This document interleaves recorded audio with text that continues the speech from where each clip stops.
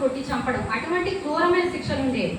మన యేసు ప్రభు వారికి కూడా అటువంటి క్రూరమైన శిక్ష విధించారు. అటువంటి శిక్షల్లో శిలువ శిక్ష ఒకటి. ఆ శిలువ శిక్షను ఆయనకి విధించడానికి ఆయన ఏమైనా నేరం చేశాడా? ఈ బందిపోటు దొంగలంటే కొన్ని నేరం చేశారు. మామూలు నేరస్తులు కాదు. ఎంతో మంది పిల్లల్ని చంపారు, బుద్ధుల్ని చంపారు, అందరినీ చంపారు. కాకపోతే మన దేవుడు ఏ నేరము చేయలేదు, ఏ పాపము చేయలేదు, ఏ తప్పిదము కూడా చేయలేదు. చేయకపోయినా కానీ ఏం చేశారంటే ఈ దేవుణ్ణి శిక్షించాలి, సిలువ వేయాలి అని చెప్పేసి సిలువకి అప్పగించారు. అప్పగించి అసలు దేవుడు ఏదో పాపము చేసినట్టు, నేరము చేసినట్టు, ఇద్దరు అవినీతి పనులతో, ఈయన ఎంత పవిత్రుడండి, ఎంత నీతిమంతుడు, అసలు నోటితో కూడా ఆయన ఒక దోషం అనేది చేయలేదు. అలాంటి దేవుణ్ణి వాళ్ళు సిలువ వేశారు అవినీతి మంతులతో, అపరిశుద్ధులతో. ఈయన చాలా పరిశుద్ధులు. తన జననం ద్వారా కూడా పరిశుద్ధతే ఉంది తప్ప అపరిశుద్ధత అనేది లేదు. అలాంటిది ఆయన ఏం చేశారు? అపరిశుద్ధులతో సిలివేశారు, నేరస్తులతో సిలివేశారు. ఎందుకంటే రోమన్ గవర్నమెంట్ వారికి నచ్చలేదు. ఎందుకంటే ఎన్నో అద్భుత కార్యాలు చేశాడు మన దేవుడు. ఎంతో మంది కుంటివారిని కానీ గుడ్డివారిని కానీ ఆయన లేపాడు. ఎంతో మందిని మారు మనసు పొందుకున్నారు ఆయన వాక్యం వల్ల. నిజమైన దేవుడు ఈయనేనని ఆయన యేసుక్రీస్తు గురించి తెలియజేసి ఒక రాజ్యం ఉందని నమ్మారు. నమ్మి మారు మనసు పొంది నిత్య జీవంలోకి నడుస్తూ ఉన్నప్పుడు అది రోమా గవర్నమెంట్కి అది నచ్చలేదు. ఎట్లయినా సరే, ఇప్పుడు ఏదైనా సరే ఒక మంచి జరుగుతూ ఉంటే చెడ్డవాడికి నచ్చుతుందా? అస్సలు నచ్చదు. అందుకే ఈ మంచిని ఎలా అయినా సరే తీసివేయాలని చెప్పేసి వాళ్ళు పరిసయ్యులేంటి, సద్దుకయ్యులేంటి, జన సమూహం ఏంటి, ఎవరైనా సరే మన యేసు ప్రభు వారు ఏదో నేరము చేసినట్టు, పాపము చేసినట్టు ఆయన సిలువ వేయాలని చెప్పి సిలువకు అప్పగించారు. సిలువకు అప్పగించినప్పుడు మనం అనుకుంటున్నాం కదా, ఇద్దరు దొంగలలో ఒక దొంగ చెడ్డవాడు, ఒక దొంగ మంచివాడు అని మనం అనుకుంటున్నాం. కాదండి, ఇద్దరూ చెడ్డవాళ్ళే. ఇద్దరికి యేసు ప్రభు గురించి తెలియదు. ఇద్దరికి సిలువ వేసినప్పుడు మొదటి దొంగ చూశాడు, రెండవ దొంగ చూశాడు.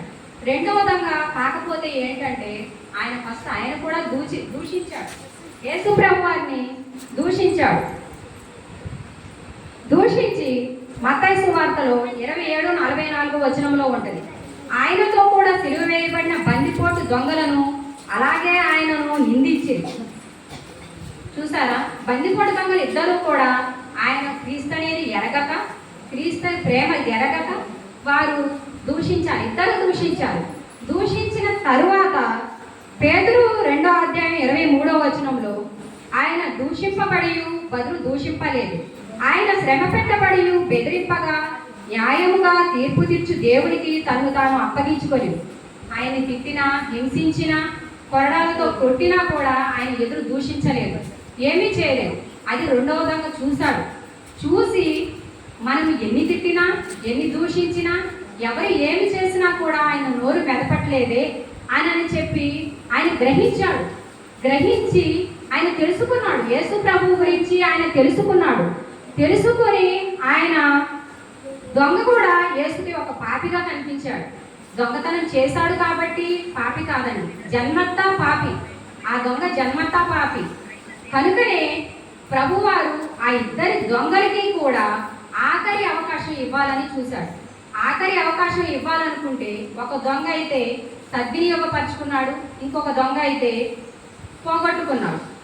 పోగొట్టుకొని అందుకే ఆ రెండవ దొంగ అంటున్నాడు కదా, నీవు క్రీస్తువు కదా, నీవు రక్షించుకొను, మమ్మను కూడా రక్షించమని చెప్పాడు. చూసారండి, దేవుడు అంటే ఆ దొంగకి అంత జరిగినా కూడా ఆయన అంత బరువైన సిలువను మోసుకుంటూ యెరూషలేము వీధుల్లో బరువైన సిలువను మోసుకుంటూ కొరడాలతో కొడుతూ ఉంటే, ఆయన రక్తం స్రవిస్తూ ఉంటే అవన్నీ చూసి కూడా కనీసం ఎంత ఘోరంగా ఉంది, ముళ్ళ కిరీటం పెట్టుకొని ఆయన రక్తం అంతా కారుతూ ఉన్నప్పుడు కూడా ఆ మొదటి దొంగ అవన్నీ చూసి కూడా అతనికి మారు మనసు అనేది రాలేదు.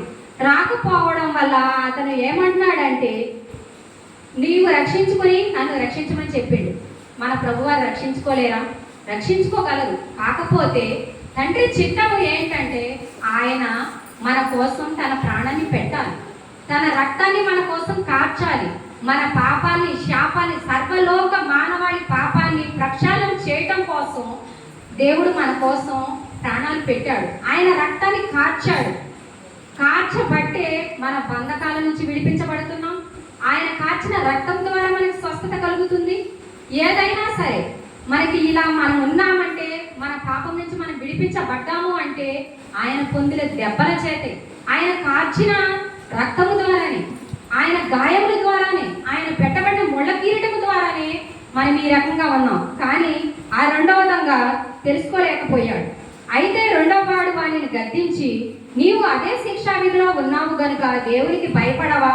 మనకైతే ఇది న్యాయమే, మనము చేసిన వాటికి తగిన ఫలము పొందుచున్నాము కానీ ఈయన ఏ తప్పిదము చేయలేదని చెప్పి, చూసారా ఇక్కడ ఆ రెండవ దొంగ ఏమంటాడంటే, ఆయన తెలుసుకున్నదే కాక మొదటి దొంగను కూడా తెలుసుకోవాలి, ఇతన్ని కూడా మార్చాలని రెండవ వాడిని సరిచేయాలని చూస్తున్నాడు. ఏమనంటే, మనకైతే ఇది న్యాయం, ఎందుకంటే మనం ఎన్నో తప్పులు చేస్తాం, ఎన్నో నేరాలు చేస్తాం, మనకి శిక్ష న్యాయం. కానీ యేసు ప్రభు వారు ఏ అన్యాయము చేయలేదు, ఏ తప్పిదము చేయలేదు. అలాంటి ఆయనకి ఈ శిక్ష కరెక్ట్ కాదని ఆ రెండవ విధంగా చెప్పుచున్నాడు. చెప్తూ ఆయనను చూచి, యేసు నీవు నీ రాజ్యంలోనికి వచ్చినప్పుడు నన్ను జ్ఞాపకం చేసుకోనమనెను. అప్పుడు దేవునితో చెప్తున్నాడు, విశ్వసించాడండి, దేవుణ్ణి చూసి విశ్వసించాడు. ఆయన ఎందుకు విశ్వసించాడంటే దేవుని గుణగణాలను ఎరిగి విశ్వసించాడు. మనకి బైబిల్లో వాక్యం చెప్తుంది, యెహోవా ఉత్తముడని రుచి చూసి తెలుసుకొనుడి అని.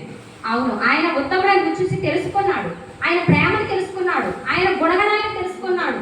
యేసు వల్ల తప్ప ఎందువల్ల రక్షణ మనకు లేదు అని తెలుసుకున్నాడు. ఆయన గ్రహించాడు, యేసుక్రీస్తుని ఆయన హృదయంలోనికి ఆహ్వానించాడు. యేసు ద్వారా తప్ప వేరే దేని ద్వారా నిత్య జీవం లేదని ఆయన గ్రహించాడు. అందువల్లనే యేసు ప్రభు వారితో నీ రాజ్యంలోనికి వచ్చినప్పుడు నన్ను జ్ఞాపకం చేసుకోమన్నాడు. అప్పుడు దేవుడు అంటున్నాడు, నేడు నీవు నాతో కూడా పరదేశంలో ఉందని నిశ్చయంగా చెప్పుచున్నాను. చూసారా, దేవుడు ఆయనకి అర్థమైంది ఆయన ఎందుకు వచ్చాడండి.